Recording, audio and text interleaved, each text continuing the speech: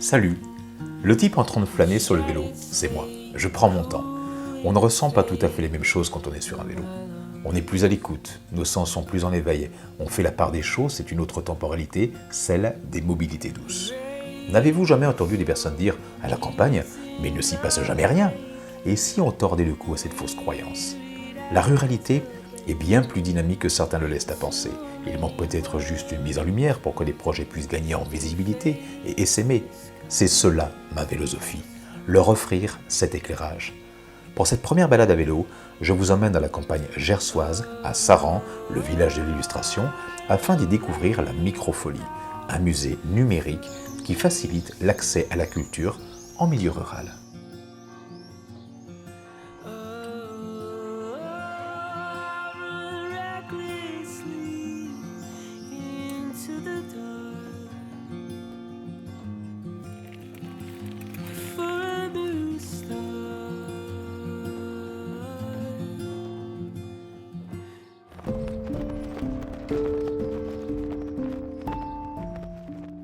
Quand on est venu s'installer à Saran, on n'est pas venu du désert. À Saran, il y avait déjà quelque chose. Et on est rentré dans cette dynamique. Et puis, comme tout projet, les projets vivent, éclosent et puis disparaissent.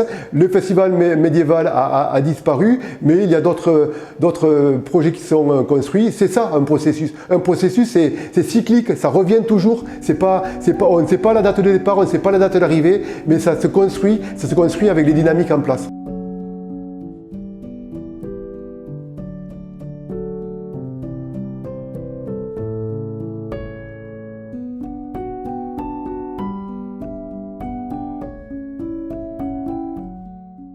Puisque Joanne parle catalan et que du coup ça a fait quelque chose qui était encore plus chouette parce qu'on était obligé de s'exprimer comme on pouvait et donc à partir de rien aussi. Et l'idée était, alors je ne parle pas catalan, hacemos lo que podemos con lo que tenemos, ce qui veut dire en clair, débrouillez-vous.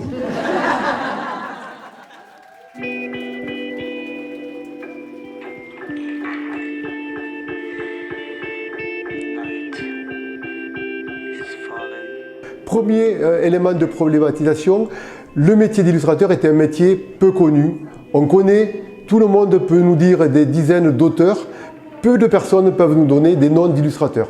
Premier élément de la problématique. Deuxième élément de la problématique, on est rompu, on est formé depuis notre plus jeune âge à la lecture de textes.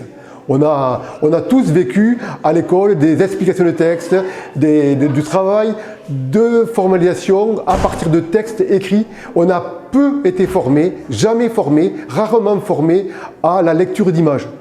Donc il fallait qu'on fasse quelque chose qui permette aux gens de comprendre la lecture d'images et passer de l'image narrative. Pour nous, l'illustration, ce n'est pas qu'un dessin.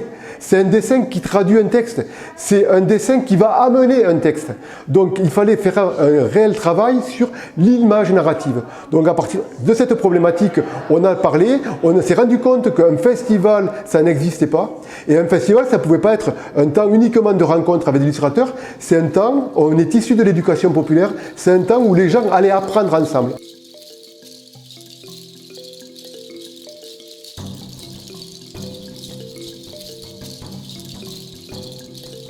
Alors Elise, tout à l'heure elle disait non, pourquoi? Parce que l'œil en fait il fallait pas totalement le creuser parce que là ça va être le blanc du papier, mais c'est pas grave. Je pense que ça va être bien de toute façon.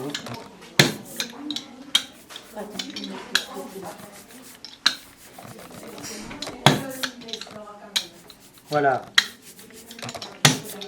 On va ancrer par là. Et puis on va prendre le papier. Ben, je vais te laisser imprimer, tiens. Hein.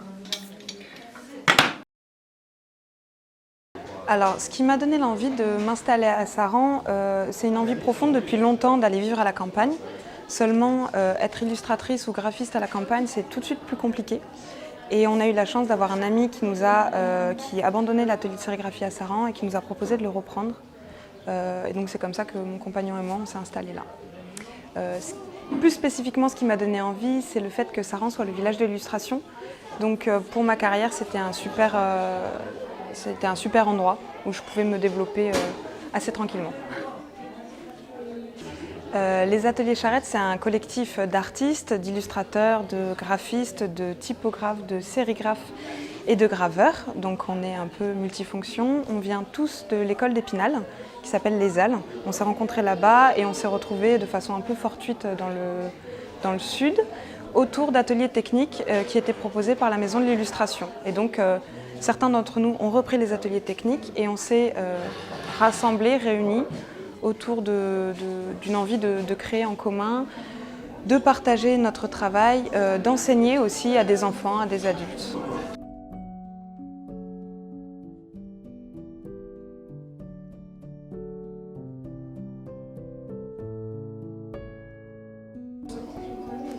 Ce que la microfolie apporte au village de Saran, c'est du dynamisme. C'est pas n'importe quel village, on est très particulier, on est le village de l'illustration. Donc il y a déjà une espèce de manne culturelle qui est très importante, mais qui doit continuer d'évoluer. On a des ateliers d'artistes, on a un festival de l'illustration, on a des gens à l'année qui sont sur cet axe-là.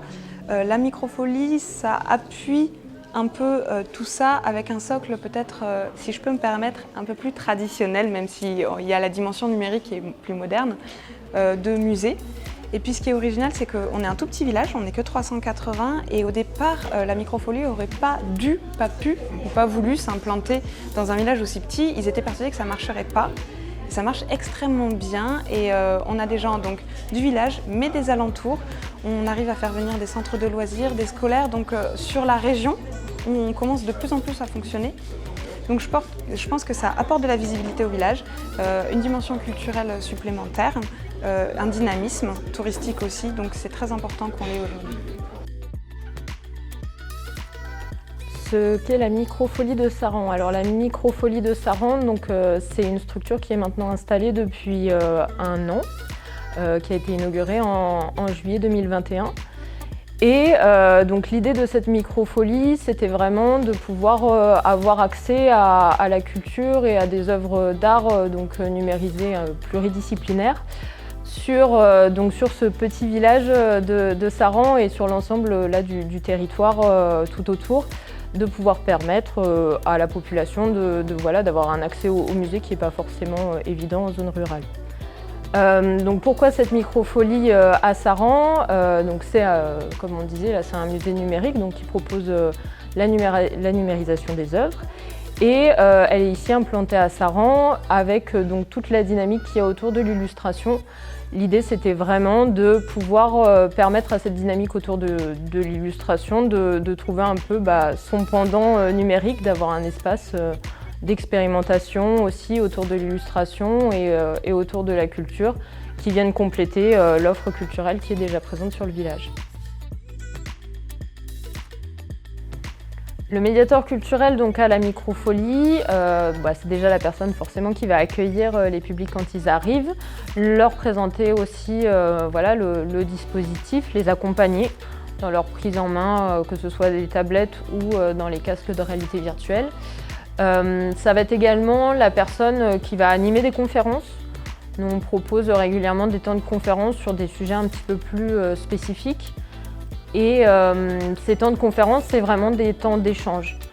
Oui, effectivement, le problème aujourd'hui d'une structure comme la microfolie, c'est que ça ne peut pas fonctionner sans médiateur culturel.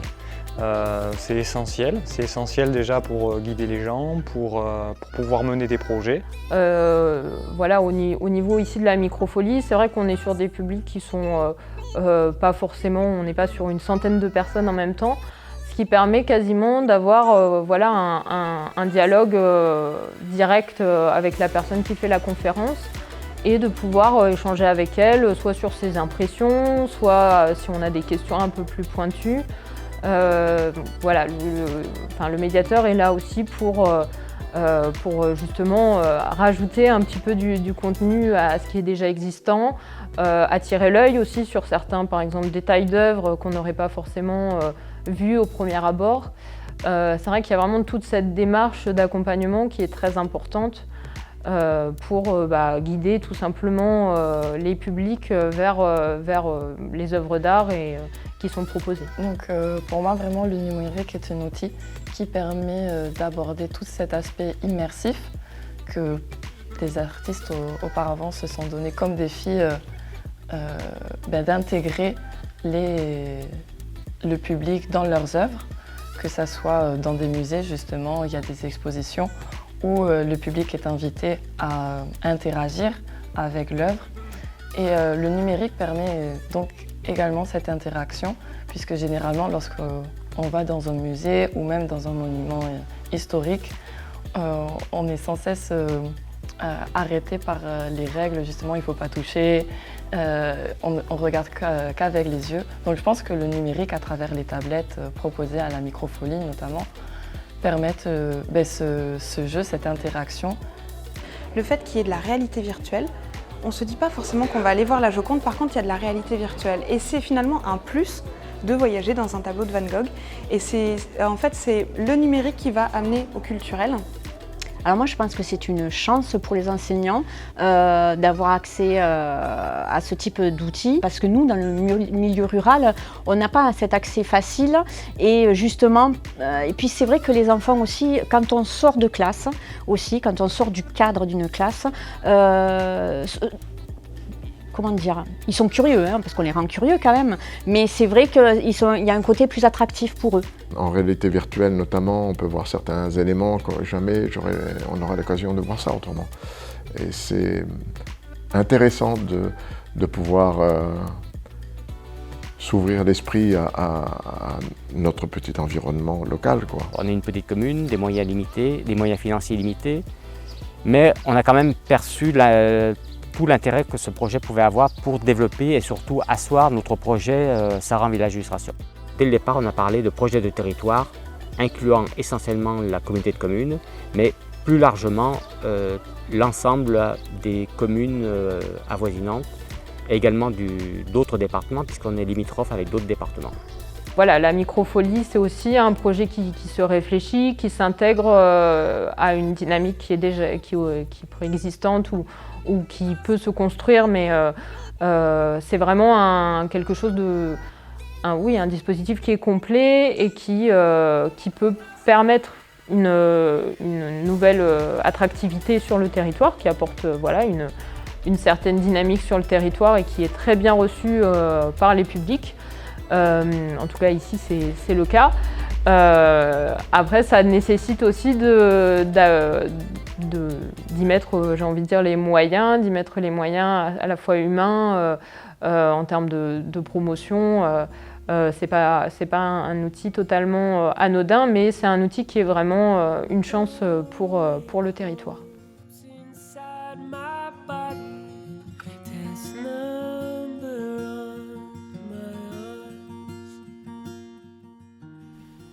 C'est déjà la fin de cette première balade dans le Gers. Je ne sais pas ce que vous retiendrez de cette expérience, mais en ce qui me concerne, après avoir passé quelques jours ici à Saran, je peux vous témoigner du cadre de vie très agréable dans un des plus beaux villages de France et aussi d'un dynamisme incroyable. Le musée numérique Microfolie, installé depuis environ une petite année, vient renforcer tout simplement une offre culturelle déjà présente ici avec des acteurs investis, et surtout, il ouvre de nouvelles perspectives où tout reste inventé pour le rayonnement de la culture en milieu rural. Pour ma part, je vous dis à très vite pour un prochain épisode de Vélosophie, le chemin qui compte.